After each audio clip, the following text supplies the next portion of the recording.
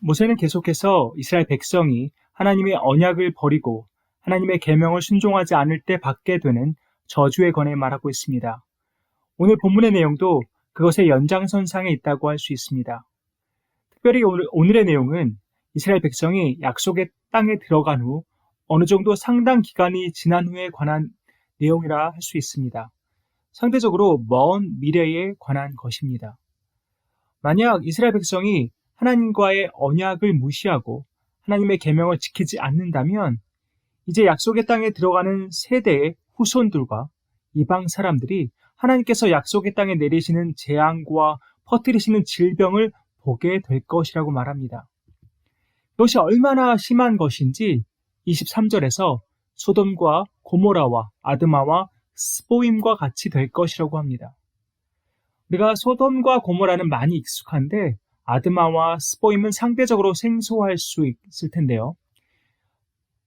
아드마와 스보임은 소돔과 고모라와 더불어 함께 멸망한 이웃 성읍입니다. 그 성읍들처럼 온 땅이 유황과 소금이 되어 씨를 뿌릴 엄두도 못 내고 씨를 뿌렸다 한들 움이 틀 거라 기대할 수도 없고 풀포기 하나 자라지 못하는 황폐한 땅이 될 거라고 경고하고 있습니다. 참으로 무서운 저주가 아닐 수 없습니다. 그런데 24절을 보면 이스라엘 민족이 아닌 다른 민족들이 스스로에게 질문합니다. 왜 하나님께서 이 땅에 이런 참혹한 일을 하셨을까? 이토록 분노하신 이유는 무엇일까? 라고 묻습니다. 그리고 25절부터 28절에서 또 스스로 대답합니다. 그 대답이 무엇입니까? 그들은 하나님께서 그들을 애굽에서 구해내셨을 때 세우신 언약을 저버리고 그들이 알지도 못하고 하나님이 허락하지도 않으신 신들을 섬기고 숭배했기 때문에 하나님께서 분노하셔서 이 책에 기록한 모든 저주를 내리신 것이다. 여호와 하나님이 너무나 노엽고 화가 나고 분하셔서 그들을 그들의 땅에서 송두리째 뽑아 오늘날 저렇게 다른 나라에 쫓아버리신 것이다 라고 대답을 합니다. 다른 민족의 자문자답을 들었을 때 성도님들은 어떤 생각이 드십니까? 너무 아이러니하지 않습니까? 이스라엘 민족 스스로가 아니라 그들을 지켜보는 다른 민족이 그렇게 묻고 대답했다는 사실이 한심스럽기도 하고 창피하지 않습니까? 자기들의 죄를 뉘우치고 여호와께로 돌아온다면 그러한 일이 일어나지 않을 텐데 그렇지 않았기에 그런 참혹한 저주를 받는 이스라엘 백성들, 그리고 그들을 바라보고 쯧쯧 혀를 차는 다른 민족들. 저는 혹시 이것이 오늘 살아가는 우리 크리스천들과 우리를 바라보는 세상 사람들의 모습은 아닐까 두렵습니다. 모세는 이렇게 엄청난 저주에 관해 선포한 다음 29절의 말씀을 남깁니다. 감추어진 일은 우리 하나님 여호와께 속하였거니와 나타난 일은 영원히 우리와 우리 자손에게 속하였나니 이는 우리에게 이 율법의 모든 말씀을 행하게 하심이니라. 당시 이스라엘 백성도 그렇고 지금을 사는 우리도 그렇고 궁금한 것들이 참 많습니다. 감춰진 것에 대해 호기심을 갖고 궁금해하는 것은 인간의 본능인 것 같기도 합니다.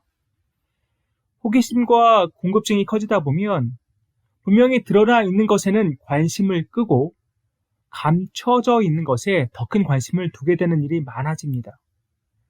그것은 비단 우리의 일상생활에서만 그런 것이 아니라 신앙생활에서도 마찬가지입니다. 성경 속에 분명히 드러나 있는 말씀, 예수 그리스도의 복음과 우리가 행해야 할 일들, 또 반대로 하지 말아야 할 일들에 집중하기보다 감추어 있거나 마치 안개 속에 있어서 분명하지 않은 것에 더 많은 관심을 두게 됩니다. 예를 들어 창세전에 일어난 일이나 천지 창조 과정 중에 분명하게 나타나지 않은 일들, 그리고 예수님의 재림과 관련하여 상징적으로 나타난 일들, 성경의 내용 중에도 2000년이 지나도록 풀기 어려운 난제에 집중하는 경향을 보이는 성도들이 있습니다.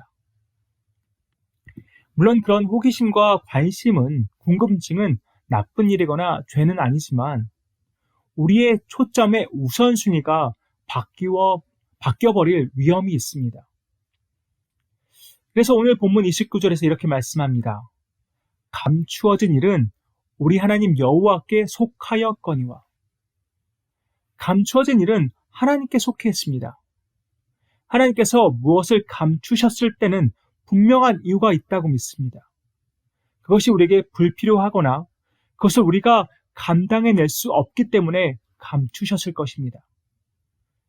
그런데 사람들은 그 감추어진 일을 알아내고자 무진장 애를 씁니다. 이것은 일반적인 성경 연구와는 다른 것입니다. 성경 연구는 하나님께서 이미 밝히신 것들을 찾고 조합해서 그것을 해석하는 과정이지만, 하나님이 감춘 것을 찾았다고, 알아냈다고 말하는 사람들은 그들의 상상력과 추측에 의한 자의적인 해석일 뿐입니다. 사실 이단들은 이러한 부분에서 많이 생겨납니다. 하나님께서 감추신 부분을 자기가 알아낸 것처럼, 자기만 알고 있는 것처럼 말하면서 사람들을 현혹합니다. 그래서 보통 목사님들이나 신학자들이 난제여서 정확한 답을 주지 못하는 것을 누군가가 아주 명확하게 설명한다면 그 사람은 이단일 가능성이 매우 높습니다. 성경에 나온 이래로 수많은 학자들이 연구하였음에도 깨닫지 못한 일이라면 그것은 하나님이 특별한 목적 아래 감추신 것입니다. 그것을 알려고 애쓸 필요도 없고 그것을 안다는 사람에게 현혹돼서도 안 됩니다.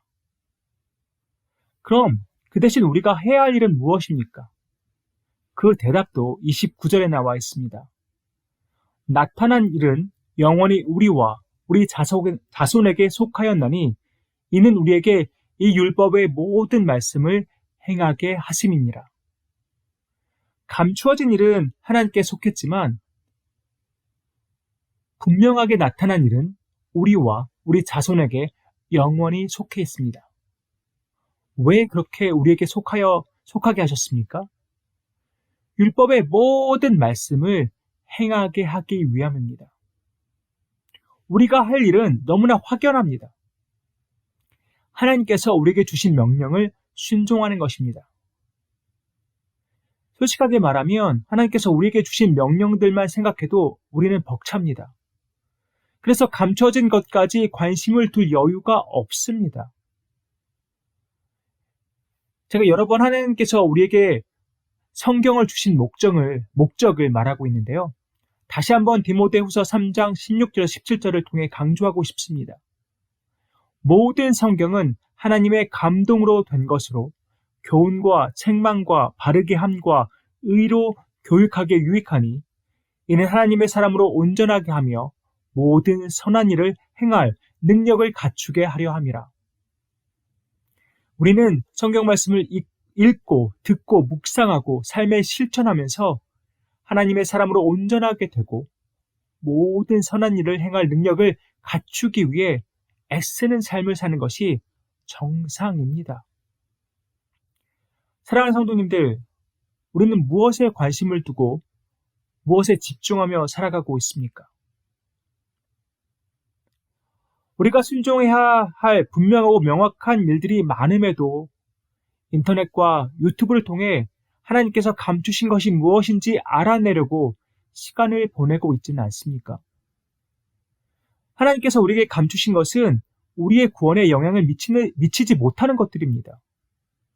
하나님의 관심은 우리가 보다 많은 지식을 쌓는 것이 아니라 하나님의 말씀을 순종함으로 그리스도를 더욱 닮아가는 것입니다. 더 중요한 것에 집중해야 합니다. 더 값진 것에 집중해야 합니다. 예수님의 재림은 도둑처럼 임합니다. 그때와 시간은 알 수 없지만 그날이 속히 오리라는 것은 우리 모두 잘 알고 있습니다. 그렇다면 우리가 지금 가장 집중해서 해야 할 일은 하나님께서 우리에게 명하신 분명한 일들을 기쁨으로 순종하는 것입니다. 우리와 우리 자손이 하나님의 말씀을 순종함으로 주께서 약속하신 복들을 찾아 손손 누리는 저와 여러분 되기를 간절히 소망합니다.